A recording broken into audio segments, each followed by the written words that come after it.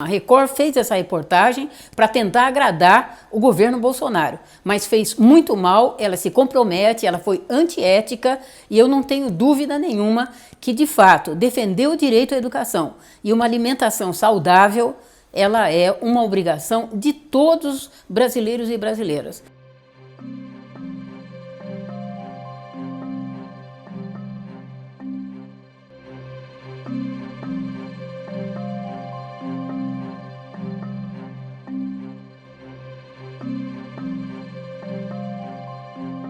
Se há uma emissora que faz doutrinação político-religiosa, é exatamente a Record. Portanto, eu acho até que ela teve muita cara de pau e disfarçatez de efetivamente denunciar alguém quando ela faz. Basta nesse momento, se a gente ligar a televisão, você vai ver que de hora em hora, tá certo? Há uma doutrinação religiosa de baixíssimo nível, tá certo? Que é como eles entendem que deve ser homens e mulheres e crianças do Brasil. Esse grupo que fez essa reportagem, que é absolutamente tendenciosa e mentirosa, ela também deve fazer parte do grupo que diz que nós, professoras, não podemos discutir gênero nas escolas, e não podemos discutir a diversidade sexual. O que eles têm falado, inclusive dos professores, é altamente perigoso, é altamente mentiroso. Então, eu não tenho dúvida nenhuma.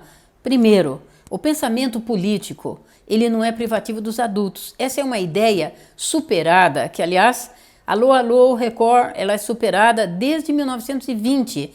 Nós já começamos nossos estudos. É bom que vocês leiam um pouco mais antes de fazer essa reportagem que vocês fizeram, não é? Que nós sabemos, há estudos científicos no mundo todo que mostram que as crianças pensam, e elas pensam desde que nascem. E, portanto, o pensamento político faz parte de toda a nossa história, do pensamento cultural, do pensamento artístico, das emoções, tá certo? E, portanto, não há dúvida nenhuma de que ele está presente, mesmo quando a gente fala, quando uma criança discute com os pais, tá certo? Até que horas que ele vai dormir e por que ele vai dormir ou por que ele tem que escovar os dentes, ele está se posicionando também politicamente. Não por acaso nós estamos vivendo até tempos sombrios em relação a uma tentativa de controle e da liberdade de pensamento. Ela é fundamental em qualquer sociedade, em qualquer democracia. Nós temos vivido e sabemos que parte do grupo da Record apoia essa ideia. Nós temos visto os grupos que defendem escola sem partido.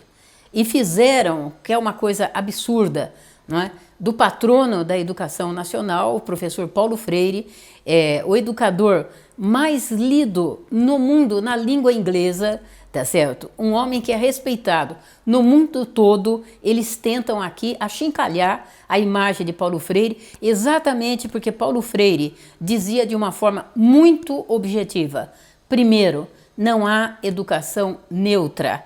Como eu diria, não há ciência neutra, não há jornalismo neutro, não há reportagem neutra. E, portanto, não há dúvida nenhuma que nós temos lados, todos os professores, toda a educação. A Record também. Toda a área de comunicação, ela tem lado. E a Record se posicionou claramente e, portanto, ela podia ser suspensa se eu usar o argumento que ela está usando contra o MST. Tá certo? Eu não tenho dúvida nenhuma que um dos objetivos mais claros da educação, se nós queremos um país efetivamente autônomo, que defenda a sua soberania, ela precisa de crianças, jovens e adultos críticos, que sejam capazes de, dado uma notícia, analisar prós, contra, que sejam pessoas que tenham possibilidade de buscar e discutir as verdades. E, portanto, eu não tenho dúvida nenhuma, acompanho o desenvolvimento dos programas do MST, né? E realmente a verdade é o seguinte: qual a diferença entre defendermos Duque de Caxias e Che Guevara? Eu pergunto para você, aonde que está a contradição de figuras que se projetaram na história, para o bem ou para o mal, tá certo? Todas elas têm que ser efetivamente exaltadas, principalmente todas aquelas que lutaram para que, de fato, os seus países, a sua sociedade pudessem ser mais justas e mais igualitárias. O que foi feito não contraria absolutamente em nada a legislação brasileira. Ao contrário, tudo que foi feito protegia a criança, em primeiro lugar, do ponto de vista jurídico e legal.